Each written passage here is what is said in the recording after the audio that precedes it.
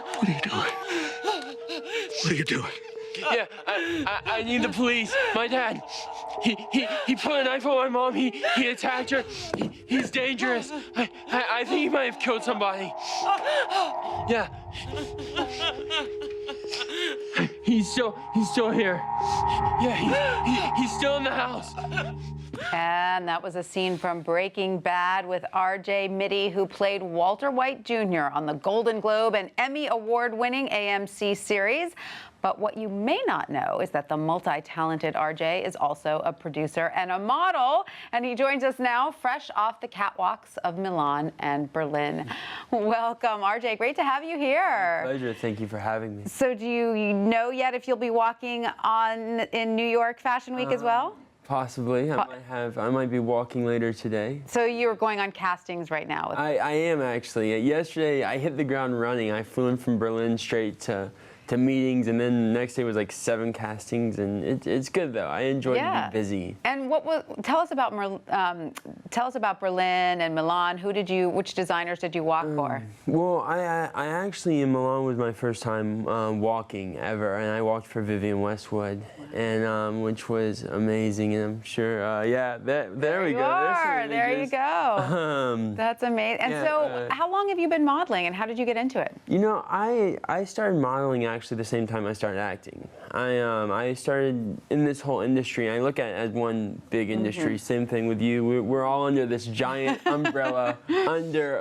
umbrellas under that. And I started when I was 13, 14, acting and modeling and doing whatever I could to meet people my own age at the time. And it's incredible because so many people know you as such a successful actor, but you've had quite a successful modeling career. You also had a great Gap campaign recently. I did. So. Well, not recently. That was a year or so ago. A year or so ago, but okay. I'm lucky. I'm lucky that I always fall in line with the right branding. Right. Most people, you are very sporadic when it comes down to it, but a lot of the stuff that I do all falls along the line of the same thing. And so you like both, or do you have a preference? If 2 jobs conflicted, what would you do? Acting is the main one. Right. No matter what, acting wins the fight. But see, they never will conflict. I'm lucky enough that I have a good team that balances everything out. It's all about the team, right? All about the team. So tell us what was working on Breaking Bad like? I have to confess, I am a huge fan of that show. Loved your work on the show. I want to hear everything. I mean, well, I don't know if we have enough time for that, but you know, I was lucky. I was lucky to be a part of a show like Breaking Bad because it gave me so many tools, and it really gave me a career. I wouldn't be able to do what I do. I wouldn't be here today. I wouldn't have these modeling opportunities, these producing, all these different things that come into my life. I wouldn't be able to do if it wasn't for Breaking Bad. Do you feel that on the show you grew as an actor? Oh, of course. I started the show when I was around 13, turning 14, and I finished the show completely, like awards and everything, 20, turning 21. And it was a big chunk of my life. And when were you you work particularly close to any other actors on the show, both as mentors or as friends? In both ways, in different capacities, you know.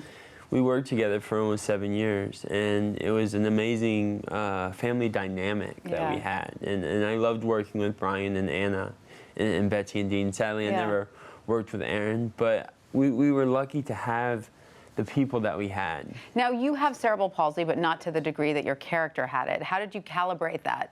Well, it's funny because the more I look back at it, and the more I see it from an outside perspective since time has gone by, you know, I did play it a little bit, but at the end of the day, people assumed for themselves. This is something that people normally do when they see someone with crutches or in a chair. They see the crutches first, and then they see the person. And that's what happened in the beginning with Walt Jr., because you saw the crutches and then you saw the character. But eventually, as you kept watching, the crutches were not existent. You didn't see them first. You saw the character first. And that is something that's very interesting when you think about the mindset of how people see disability. Now, you are active with many organizations that help people with disabilities. You've also lent your voice out against bullying. What are some of the causes dearest to your heart?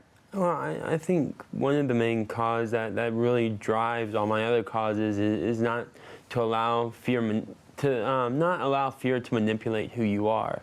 And that affects bullying, that affects disability, that affects so many different people in so many different ways, because almost everything that we have is a basis of fear.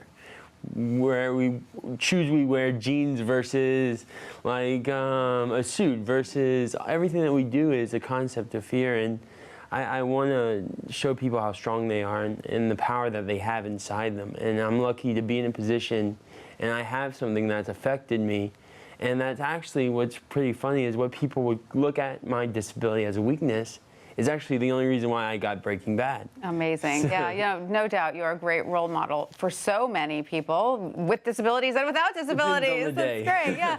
So tell us, you have a new movie that just came out in the Tribeca Film Festival, Dixieland. Tell us about that. I have a small part, but I was able to work with amazing people, Riley Kehoe and Chris Zilka, who are starring in it, and it's cool. It's about a guy in Mississippi that I don't want to give too much away, but he, in my opinion, doesn't have the best of luck, and he tries to escape his life, and he comes back to his old ways. Fantastic. And I'm one of the friends that sends him back down a dark path. And that sounds great. And what else do you have coming? There's also the ABC Family series that you starred. I am not a part of Switched at Birth. I had a small part in that. I was very lucky to be a part of that. Amazing group of people, and short-lived, but I loved the time I had.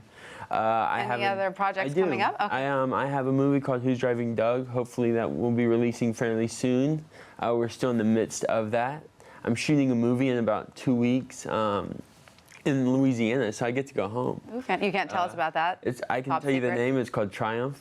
Okay. I'm producing it and in the middle of casting it and starring in it. So fantastic. That sounds like you are a very busy man, and you will very likely be soon walking on the catwalks of New York. Possibly. So thank you so much, RJ Mitte, for coming by to see us today.